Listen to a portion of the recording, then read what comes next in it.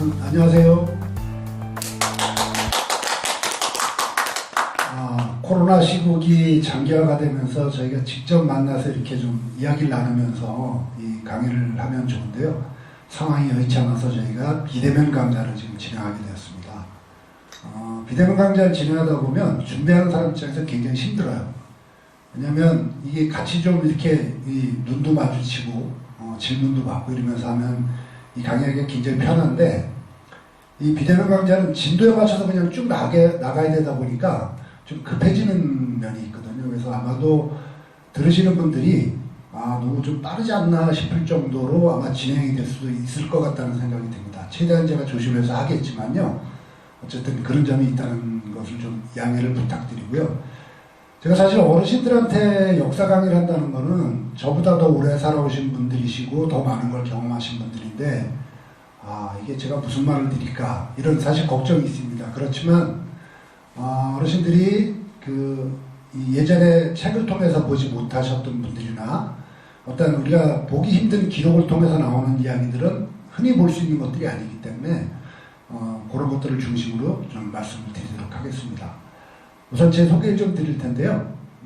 저는 춘천 지역의 역사를 연구하고 이거를 시민들한테 또 알리고 이런 작업을 하고 있는 사단법인 춘천역사문화연구회라는 단체가 있습니다. 거기서 제가 사무국장을 맡고 있고요. 지금 한 12년 정도 됐죠. 12년 정도 시민들과 같이 춘천 지역의 역사를 좀 찾는 일들, 또 역사를 정리하는 것들, 여러 작업들을 하고 있으면서 저희가 10년 동안 시민 강좌를 통해서 시민들을 직접 만나왔습니다. 그래서 이 많은 강좌를 진행했고요. 공식적으로는 104번째까지의 한 달에 한 번씩 해서 강좌를 진행했습니다. 제가 주로 하는 부분은 이제 춘천 지역과 관련된 역사에 집중하고 있고요. 그동안 잘 알려지지 않았던 것을 새로 찾아낸다든가 이런 것들의 중심을 잡고 연구를 진행하고 있습니다. 아마도 제가 어르신들한테 드릴 강의 내용들은 그동안 들어오신 것들도 있겠지만 들으면서 이게 왜 이럴까 이렇게 의문을 가졌던 부분들 분명히 있을 거예요. 이런 부분들을 같이 한번 풀어가 보도록 하겠습니다. 제가 제목을 잡은 거는요, 춘천의 역사문화 이렇게 잡았는데, 제가 여기에 25분 동안 이제 강의를 진행할 텐데요. 25분씩 끊어서 이제 계속 아마 한 12번 정도 제가 진행을 하게 될 텐데, 가능하면 25분 동안에 한 가지 정도는 이해가 될 수 있도록 좀 끊어서 해보려고 합니다. 그렇지만 저희가 이제 보통 강의를 하면 2시간 정도 이렇게 계획을 잡다 보니까 강의의 양들이 좀 많긴 합니다. 그래서 가능하면 25분에 맞춰서 전달해 줄 수 있는 최대한의 전달을 해드리고 나머지 부분은 그 다음 시간에 또 전달해드리는 이런 식으로 진행하도록 하겠습니다. 여기 화면에 나오는 건 제 소개 아까 말씀드렸고요. 이야기 나누는 순서를 제가 쭉 잡아봤는데요. 춘천은 어떤 도시인가? 이게 저희가 춘천에 살고 있으면서도 춘천이 과연 어떤 곳이냐 이렇게 딱 한마디로 정의하기가 굉장히 어렵거든요.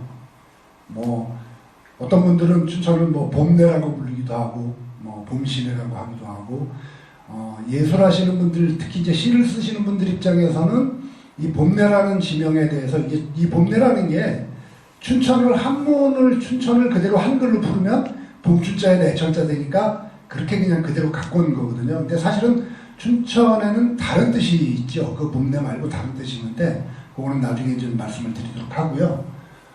그래서 이제 춘천이 어떤 도시인가를 한번 알아보고, 춘천이 왜 어떻게 보면 전국적으로도 굉장히 중요한 지역 중에 하나로 꼽히는 지역이 춘천인데, 어떤 지리적인 환경을 갖고 있는지, 그 다음에 춘천에 언제부터 사람이 살았는지, 또 그러면 오래전부터 만약에 사람이 살았다면 이게 이제 우리가 선사시대라고 이야기하는데, 선사시대하고 역사시대 이렇게 구분해요. 보통 시대를 구분할 때. 선사시대라는 이야기는 글자가 없었던 모든 시기를 통틀어서 얘기합니다. 그걸 세분해서는 하면 구석기 시대, 신석기 시대, 청동기 시대, 철기 시대 이렇게 나뉘거든요. 그러다가 한 2000년 전부터 한문을 쓰기 시작하죠. 그러면서 한문을 쓰다 보니까 기록을 남기게 되거든요. 이때부터 이제 역사시대라고 이야기를 합니다. 그래서 우리가 선사시대의 춘천은 어땠을까? 이게 청동기나 철기, 그리고 이제 철기시대가 되면 비로소 국가라는 단위가 만들어지게 되는데, 이 당시에 춘천에서 국가는 무엇인가? 이런 걸 좀 알아보고요. 그 다음에 이제 삼국시대로 넘어가면, 이제 이때부터는 역사시대가 되는 거죠. 삼국시대에 어떤 일이 춘천에서 있었는지. 그 다음에 중세시대라고 우리가 이제 또 구분을 하는데, 요거는 고대와 근대 사이에 있는, 보통 이제 고려시대를 이야기하거든요. 그 다음에 중세시대에는 춘천이 어땠는지. 그 다음에 근대에 들어와서 일제강점기까지. 그리고, 요게 이제 다 끝나고 나면 춘천 역사 문화의 특징이 어떤 게 있는지. 이런 걸 한번 살펴볼 거고요. 그 다음에 중요한 것 중에 하나인데, 춘천에서 그냥 기억나는 거 딱 얘기하면 봉이산. 춘천 중심에 딱 산이 하나 있다 보니까 이 춘천의 진산이라고 부르거든요. 이걸 왜 봉이산이라고 하는지 이걸 한번 살펴볼 겁니다. 그 다음에 지금 이 현안원 목지센터가 있는 곳이 신북인데요. 춘천은 맥국의 땅이라고 이야기하거든요. 특히 맥국의 땅은 신북에 있다고 이야기하죠. 그래서 신북에 장본길을 가면, 장본길 위에 그쪽에 다리를 건너가면 맥국터 비석이 서 있습니다. 그래서 여기가 이제 원래 맥국의 궁터였었다, 이렇게 비석을 세워놨는데, 어떤 것 때문에 그렇게 비석도 세우고 춘천을 맥국이라고 얘기하는지, 요걸 맥국이 이제 지명 같은 거에서 이제 맥국을 알 수 있는 것들이 나타나거든요. 대표적인 지명 중에 하나는 바로 발산리의 왕뒤마을, 대골터, 뭐 이런 거죠. 이런 것들을 한번 좀 살펴볼 거고요. 그 다음에 신북 중에서도 지내리가 1, 2, 3, 2 이렇게 되어 있는데, 이 지내리는 다른 마을하고 좀 다르게 역사를 굉장히 중요시했던 마을 중에 하나고요. 지금도 그것이 잘 보존되는 마을 중에 하나입니다. 강원도 내에서 보면 삼척이나 이쪽 가면 이제 그 동계라 그래서 마을의 어떤 법률 이게 만들어지는 게 있거든요. 그리고 이제 그걸 지키는 사람들의 모임이 있어요. 춘천은 그 대곡리, 그 대광리 이쪽에 일부 남아 있었는데, 지금까지 이것을 유지하고 지켜오는 유일한 동네가 아마 강원도에서도 진해리밖에 없을 겁니다. 진해리에 도촌동계라는 게 있어서, 여기는 이제 1, 2, 3, 2가 1년에 한 번씩 마을 단위 총회를 할 때 도촌동계가 따로 모임을 가지거든요. 그러니까 1, 2, 3, 2 사람들이 다 모여서 이 도촌동계 모임을 갖습니다. 그래서 이것이 굉장히 중요한 가치를 가지는 역사적인 모임이고, 어떤 마을의 어떤 이 문화를 지키기 위한 모임인데, 이게 문헌상으로 계속 전해져 있는 것은 굉장히 중요하거든요. 그래서 이 진해리에 어떤 역사가 있길래 이런가, 한번 이런 것들을 좀 살펴보도록 하겠습니다. 아마 전체적으로 이런 것들을 쪼개서 이제 저희가 한 10번 정도로 진행을 하면 아마 다 이것을 알 수 있을 것 같습니다. 이거는 1872년도에 그려진 춘천 지도입니다. 이 당시에는 요즘의 지도하고 다르게, 요즘의 지도는 측량을 통해서 이제 정밀하게 지도를 그리지만, 이 당시에는 해화식 지도라고 불러서 이제 그림으로 그리는 지도거든요. 그러니까 대충 스케치라는 거죠. 지금의 약도, 우리가 약도 이야기하는 것처럼 대충 스케치를 해갖고, 여기에는 이쯤에 가면 뭐가 있고, 이쯤에 가면 뭐가 있고, 이런 식으로 이제 지도를 그리게 되는데, 이 지도를 보시면 앞쪽에 보이는 것이, 이 앞쪽에 보이는 거는 이제 이 기와집들을 쭉 담아놓은 거는 바로 춘천부. 나중에 이게 이제 춘천 2궁이 되게 되죠. 그 춘천부에 관아들이 있는 것을 그린 거고요. 밑에 작은 것들은 이제 이 지금의 효자동, 약사동 이쪽에 있었던 민간인 주택들을 그려놓은 겁니다. 대략 그려놓은 거죠. 여기서 중요하게 봐야 될 대목은 바로 강입니다. 강. 두 개의 강이 Y자로 이렇게 새총가닥처럼 이렇게 내려와서 모이는 곳이 춘천이죠. 이 강이 두 개의 강이 모인다는 이야기는 굉장히 좋은 땅을 가질 수밖에 없는 지역이라고 보시면 됩니다. 저희 같은 세대에서는 이제 초등학교 때, 예전엔 국민학교라고 했죠. 초등학교 때 배우는 것 중에 삼각주라는 걸 배워요. 이 삼각주 중에 대표적인 게 이제 낙동강 쪽에 있는 거죠. 이 두 개의 강이 있으면 장마가 졌을 때 큰 물이 내려가면서 이 산에 있던 흙이나 이런 것들을 막 물에 쓸려 내려오게 되죠. 이러다가 두 개의 강이 모이다 보니까 바로 이 부분하고 이 부분에 쓸려온 흙들이 쌓이게 돼요. 우두동과 서면 지역입니다. 왜냐하면 강이 거기서 이제 서로 부닥치기 때문에 이쪽에 이제 흙이 쌓이게 되죠. 이걸 가지고 이제 충적대지라고, 충적지대 이렇게 부르거든요. 이 지역은 농사가 굉장히 잘 되는 지역. 왜냐하면 고운 흙들이 쌓이기 때문에. 그리고 물이 가까우니까 이제 당연히 농사 짓기는 좋은 거고요. 요런 형태 때문에 이중환이라는 사람이 택리를 썼잖아요.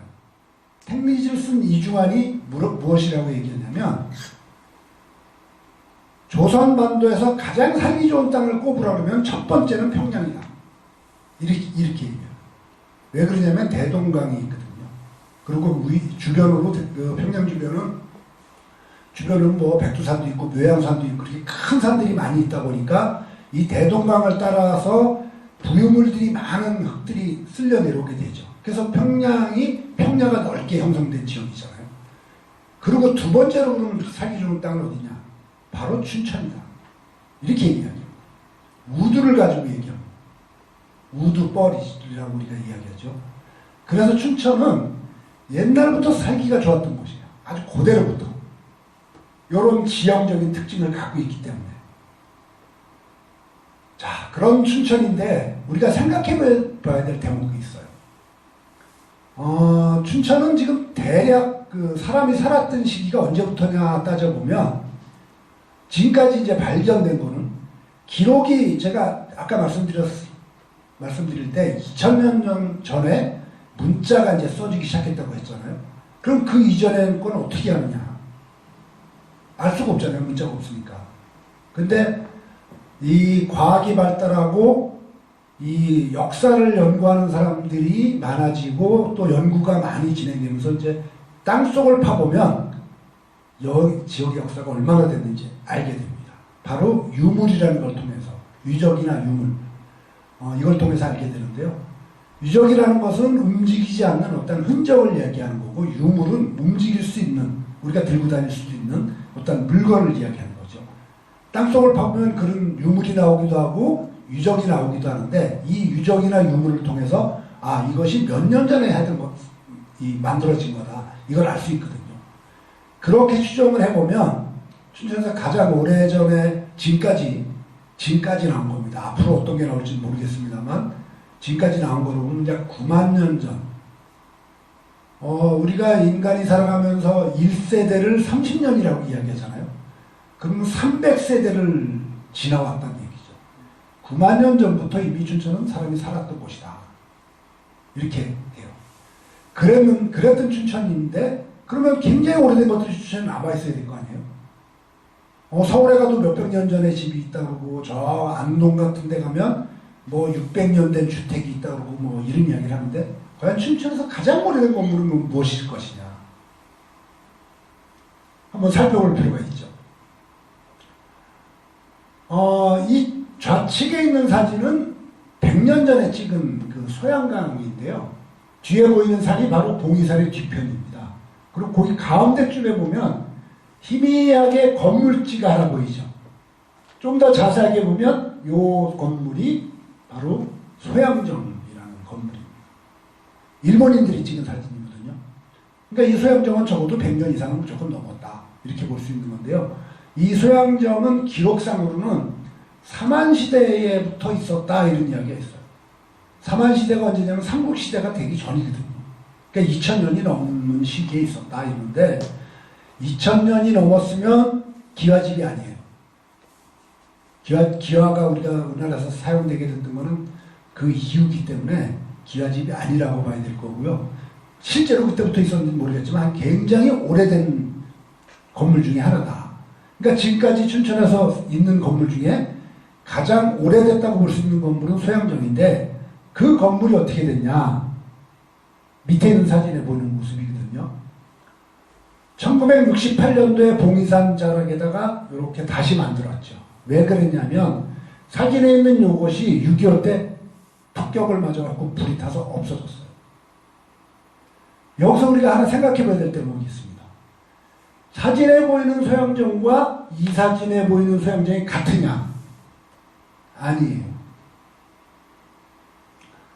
요거는 글자 그대로 소양정이고요. 요거는 루라고 부를 정도로 된 그림이에요. 이게 뭐냐면 루와 정이라는 것을 이야기할 때 우리가 이렇게 생각하시면 돼요. 원도막처럼 진 집은 루, 사람이 밑으로 들어갈 수 있는 집은 루, 정은 땅바닥에 붙여서 진 것을 정이라고 합니다. 정자 그러면 이 밑에 원도막처럼 밑에 이게 없어요. 근데 무슨 누가 그러면 밑에 사람이 들어갈 수 있을 정도로 이렇게 띄워서 짓는 거죠. 왜 이렇게 복원했을까? 원래 모습이 아닌데. 물론 전혀 근거가 없는 건 아니야. 예전 기록에 보면 이 소양정의 옛 이름이 이랑루라는 게 나오거든요. 그러니까 옛날에는 이름 모양이 있을 수도 있다. 그렇게 생각해 볼 수 있고요. 또 한 가지는 지금 이 자리가 산 꼭대기에 있다 보니까 이렇게 적으면 밑에서 안 보여요. 그래서 높인 거예요. 높였다고 볼 수 있는 거죠. 그래서 옛날에 이랑루라고 했으니까 기왕 짓는 김에 이 모습은 아니지만 이렇게 좀 짓자. 또 웅장해 보이기도 하고. 이게 과연 우리가 정확한 복원을 한 거냐 따지면 아니죠. 정확한 복원은 아니에요. 그렇지만 어떤 스토리라든가 주변 상황에 따라서 어쩔 수 없이 이렇게 같다고 이해한다면 또 이해 못할 바도 아니다. 이렇게 생각하시면 될 것 같습니다. 자, 현실이 어떠냐 한번 들여다보죠. 춘천에서 가장 오래된 건물은 좌측에 있는 저 건물입니다. 물론 계속해서 수리도 했고요. 수리도 했고 기와도 다시 올리고 기둥도 다시 보수되고 했지만 어쨌든 지금 남아있는 건물 중에 가장 오래된 건물은 좌측에 있는 저 기와집 건물이에요. 저게 정종리에 가다 보면 있는 김정은 가옥이라는 그 가옥인데요. 1823년에서 24년 요 무렵에 졌다고 하니까 거의 200년 정도 된 집이죠. 시내에서 가장 오래된 건물은 뭐냐? 요겁니다. 춘천미술관. 이게 예전에 중앙감리교회가 있던 자리인데요. 요 건물이 한 100년 정도 된 건물이죠. 제가 이걸 왜 춘천의 현실을 이야기하면서 이 사진들을 보여드리냐면 춘천은 역사적으로 굉장히 많은 걸 갖고 있었던 도시인데도 불구하고 우리가 많이 지켜내질 못했다. 물론 유교라는 것이 있었고요. 6.25 때 워낙 치열한 전투가 벌어지기도 했지만 6.25 이후에도 너무 많은 것이 사라졌거든요. 그래서 특히 어르신들은 아마 예전의 기억들 생각해 보시면 아쉬운 점들이 많이 있을 겁니다. 이 역사라는 사람들은 그것이 이제 늘 아쉬워하거든요. 전부를 보존할 수 없지만 일부라도 이걸 좀 남겨놨었으면 어떨까. 우리 후손들한테 이런 이야기를 좀 해줄 수 있지 않을까. 이런 아쉬움이 있는 거죠. 자, 춘천의 지리적 환경인데요. 이게 아까 이제 설명드렸던 거에 연장입니다. 한반도 지도죠. 백두대간이 빨갛게 이렇게 쭉 내려오고요. 산맥들이 쭉 돼 있는데 춘천에 있는 곳이 어디냐? 큰 강이 하나 이렇게 흘러오는데 이게 이제 그 금강산에서 내려오는 화천을 통해서 내려오는 북한강이에요. 하나의 강은 인제에서 시작돼서 내려오는 소양강이죠. 소양강과 금강산에서 내려온 물이 인제에서 내려온 물과 소양강에서 내려온 물이 합치는 곳이 바로 요 춘천입니다. 아까 말씀드린 것처럼 아주 많은 그 부유물들이 떠내려오고 이게 쌓이고 해서 농사짓기가 좋은 땅이죠. 그러다 보니까 선사시대부터 아주 오래된 전부터 사람들이 살았던 거예요. 이게 춘천의 선사시적 분포를 크게 이제 마을 단위로 이렇게 구분한 건데요. 파란색 지역은 최소한 10,000년 이전의 유적지들, 10,000년에서 한 90,000년까지 가는 유적지들인 거고요. 요 하얀색으로 보이는 부분은 한 10,000년 전부터 한 6,000년 전, 이때까지의 신석기 유적을 이야기하는 겁니다. 춘천의 곳곳에 이렇게 유적지들이 흩어져 있는 거죠. 굉장히 춘천은 오래전부터 많은 사람들이 살았던 곳이다. 이렇게 알 수 있는 거고, 이건 특히 중심되는 지역, 서면 지역과 신부, 그 다음에 저쪽 그 거두리, 이 대룡산 밑에 쪽, 이쪽, 그 다음에 특히 중도, 이쪽에서 많은 사람들이 살았던 것을 우리가 알 수 있는 거죠. 요것은 봉이산에 있는 그 한림대학교에 가면 일송아톨이라고 큰 그 이 강당이 있는데요. 일송아톨 바로 뒤에 가면 요 지금 보이는 봉이산 신석기 유적이 있는데, 보통 우리가 혈거유지 이렇게 부르거든요. 저걸 가지고. 저 혈거유지라는 건 뭐냐면 구멍혈자잖아요. 구를 파갖고 사람이 살았다. 혈거. 구멍 속에 가서 사람이 거주하고 있었다. 이래서 혈거유지 이렇게 부르거든요. 이 유적은 대한민국의 가장 오래된 신석기들이 살던 동굴 유적이에요. 정작 대한민국에서 가장 오래된, 또 대한민국에서 사람이 살았던 동굴로 밝혀진 거, 인공동굴이죠. 자연동굴이 아니고. 이건 인공으로 판 거거든요. 유일한 가장 오래된 게 이건데, 정작 춘천 사람들은 대한민국에서 가장 오래되고 사람이 가장 오래돼서 사람이 살았던 인공동굴이 춘천에 있어. 이 이야기하는 사람은 없거든요. 우리가 그만큼 지나온 것에 대한 자부심을 갖고 있지 못하다는 겁니다. 이 유적은요, 여기 발굴될 때 나왔던 이 유물들인데요.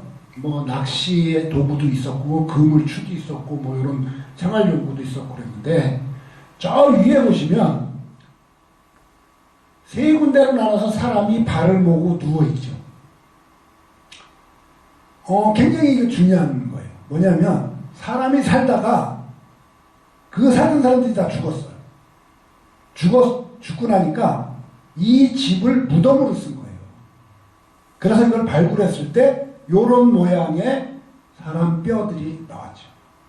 이게 6,000년도 넘은 유적이거든요. 이게 땅속에 숨겨져 있었는데, 한림대학교를 짓기 전에 있었던 학교가 성신여대라는 학교거든요. 1962년도에 성신여대를 짓기 위해서 공사를 할 때 파다 보니까 굴이 나온 거예요. 그래서 그 굴을 조사해 보니까 이런 것들이 나온 거죠.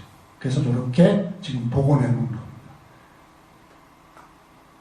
자, 25분 동안 그 1시간을 한 회차를 하기 때문에 저희가 이제 여기서 첫 번째 시간을 끝낼 텐데요. 첫 번째 시간에 제가 말씀드린 내용들은 앞으로 이야기 나눌 것들을 대략적으로 이렇게 지금 한 거예요. 그래서 어르신들이 이제 이 강사가 앞으로 어떤 이야기를 하겠구나 이제 대략 아실 거예요. 그래서 우리가 100년도 못 사는 사람들이 1000년, 2000년 전의 이야기를 한다는 것이 좀 우스워 보이긴 하지만, 어쨌든 우리가 어르신들도 경험을 못했고 저도 경험을 못했지만, 우리가 글을 통해서나 또 어떤 역사적인 유물을 통해서나 이런 것들을 이제 알 수 있는 것들을 저희가 한번 같이 이야기해보자 이러는 거거든요. 그래서 다음 시간부터는 좀 더 실전을 들어가는 이렇게 시간을 가지도록 하겠습니다. 자, 오늘 강의는 여기서 마치도록 하겠습니다. 고맙습니다.